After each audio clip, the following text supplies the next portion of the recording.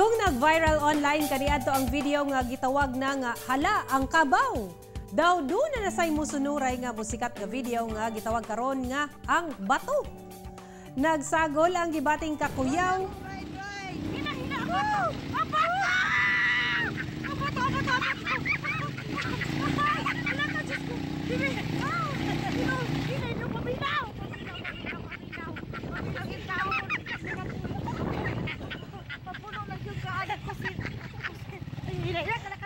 Mo kanang gibating kakuyaw, kakulba, kahadlok og excitement sa mga sakay sa usa ka Skylab nga pasaka sa Mountain Hills View Resort sa Barangay Dato sa Lumay, Marilog District, Davao City.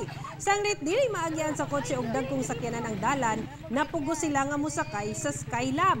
Ang duha ka pasahero nga ana nakalingkod sa isig kakilid sa motorsiklo, gi-enjoy ang pagsakay sa Skylab. Apan ang angkas nga babay kabaliktaran ang gibati. Dili gyud maundang sa pagsinggit ang angkas tungod sa kahadlok. Pirti sabang hawid niini sa driver sa Skylab, ilabi na sa matag pag-agi sa batuhon ug batsi kaayo nga dalan. Sumala pa, first time kuno niini musakay sa Skylab. Busa dili niya masabtan ang iyang gibating kakuyaw. Hinuon safe kuno silang tanan nga naabot sa destinasyon.